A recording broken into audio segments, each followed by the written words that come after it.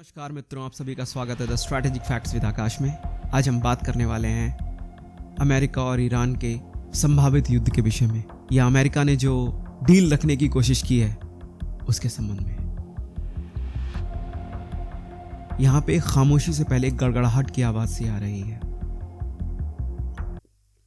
अगर अमेरिका ने ईरान पे हमला किया तो युद्ध ईरान तक सीमित नहीं होगा। ये कोई धमकी नहीं, ये एक चेतावनी है। और सामने खड़ा है दुनिया का सबसे ताकतवर देश और उसका अप्रत्याशित राष्ट्रपति। आज की कहानी है अमेरिका बनाम ईरान और उस टकराव की जो अभी शब्दों में है लेकिन हथियार तैयार हैं। कहने का मतलब है कि हथियार तैयार तो कर लिए गए हैं मगर अभी शब्दों में चल रही है। कभी भी स्थिति बिगड़ सकती है। अमेरिका के राष्ट्रपति डोनाल्ड ट्रंप कहते हैं हमारे पास दुनिया के सबसे शक्तिशाली जहाज हैं और जो बहुत करीब हैं, कुछ दिनों की दूरी पर है। ये सिर्फ बयान नहीं है, ये पावर प्रोजेक्शन है। लेकिन ये ट्रंप रुकते नहीं हैं। वो जोड़ते हैं, उम्मीद है कि हम डील कर लेंगे। अगर डील नहीं हुई तो देखेंगे ईरान सही है या नहीं। यानी ट्रंप का संदेश साफ है, पहले डर, फिर डील और आखिर में विकल्प जंग। यानी कि ट्रंप हर तरीके से कोशिश कर रहे हैं चीज़ों को अपने कंट्रोल में लाने की। पहले वो डर दिखा रहे हैं, फिर डील का झांसा दे रहे हैं और आखिर विकल्प के तौर पे वो जंग को देख रहे हैं। ईरान के सर्वोच्च नेता अयातुल्ला अली खामेनी साफ कहते हैं अगर अमेरिका से युद्ध शुरू किया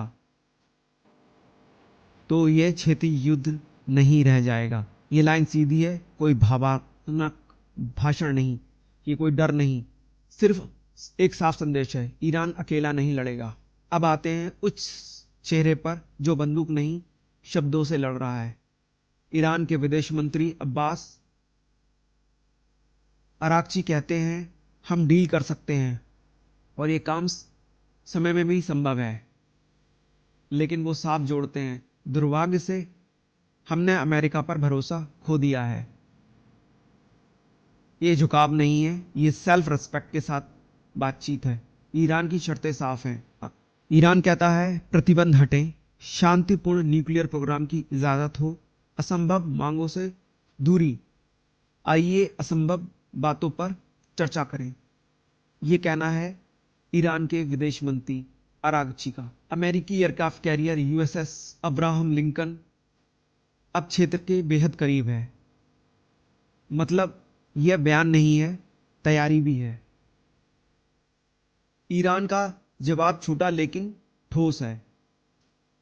अमेरिकी जहाज हमारे रक्षा संकल्प को कमजोर नहीं कर सकते। ये एक सैन्य नहीं, माइंड वॉर है। चीन के विदेश मंत्री वांग यी का ने भी इतना ही कहते हैं हम बल प्रयोग और धमकी के खिलाफ हैं। दुनिया को जंगल का कानून नहीं बनना चाहिए। बस चीन का रोल यहीं तक है, ना अगुवाई ना हस्तक्षेप। आज की तस्वीर साफ है, ट्रंप दबाव बना रहे हैं, ईरान झुक नहीं रहा, लेकिन दरवाजा बंद भी नहीं किया जा रहा। यह टकराव है, अहंकार का नहीं है, रणनीति का है। और इतिहास बताता है कभी कभी खतरनाक पल जो होता है वो जंग को टाल भी सकता है। खतरनाक पल जो बने हुए होते हैं, आपसी डील समझौते के माध्यम से उसको समाप्त किया जा सकता है। कहने का तात्पर्य बस केवल इतना ही है, ट्रंप कोशिश कर रहे हैं साम दाम दंड भेद की नीति को अपनाने का, और ईरान दिखा रहा है कि आप प्रेशर में लेके हमारे लिए कोई चीज नहीं कर सकते, हम लोग डील कर सकते हैं। हम पे आप उतने ही प्रतिबंध जो आपने प्रतिबंध लगा रखे हैं, आप उन प्रतिबंधों को हटाइए। हमारे लिए न्यूक्लियर वेपन्स बनाने का कोई उद्देश्य नहीं है, लेकिन हम जो अपनी जरूरतों के पूरे करने के लिए न्यूक्लियर सामान का इस्तेमाल कर रहे हैं, वो कोई युद्ध का पर्पज नहीं है। हमारे लिए शांतिगत, हमारे साथ शांति का समझौता किया जाए, हमारे पे से सारे प्रतिबंध हटाए जाएं, हम डील करने के लिए तैयार हैं।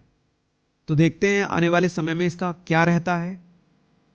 क्या युद्ध की ओर जाएगी ये स्थिति या युद्ध समाप्त होगा? अमेरिका प्रेशर टैक्टिक का पूरा इस्तेमाल करने की कोशिश कर रहा है, दबाव में लाने की पूरी कोशिश कर रहा है। मैं उम्मीद करता हूं कि प्रेशर टैक्टिक्स का जो गेम है वो समाप्त होगा। बहुत जल्दी ईरान के लोगों की भलाई का काम होगा, सारे लोग खुश रहेंगे। देखिए, युद्ध किसी समस्या का विकल्प नहीं है, मैं पहले भी कह चुका हूं, लेकिन कुछ समस्याएं युद्ध से भी जाती हैं। लेकिन अराजकता का माहौल नहीं रहना चाहिए जो ईरान में फैला हुआ है। वहां पे जो भीड़ द्वारा विरोध किए जा रहे हैं, नरसंहार हो रहा है, 6000 से अधिक लोगों का के लिए मौत के घाट उतार दिया गया है दंगों में, फसादों में, उन सारी चीजों पे तो प्रतिबंध लगना चाहिए।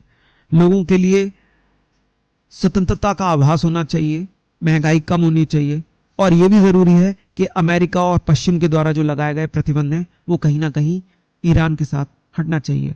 देखिए, मैं ईरान की सरकार के साथ नहीं हूं, लेकिन मैं ईरान की जो जनता है उसके साथ हूं, उसके प्रति अपनी सहमति रखता हूं, उनके अधिकारों के प्रति अपना भरोसा रखता हूं। मुझे लगता है कि उनके लिए भी जैसे भारत में हमें अधिकार मिले हुए हैं, ईरान के लोगों को भी अधिकार मिलने चाहिए, स्वतंत्रता होनी चाहिए। बस अगर इतना ही मुझे कहना है। इतनी बात के आधार पर मैं ये कहना चाहता हूं, अगर मुझे आज का डिस्कशन आपको मेरा अच्छा लगा हो तो प्लीज मेरे चैनल को लाइक कीजिए। जो मैंने आपको विश्लेषण दिया अगर आपको अच्छा लगा हो तो प्लीज मेरे चैनल को लाइक कीजिए, सब्सक्राइब कीजिए। धन्यवाद। जय हिंद, वंदे मातरम।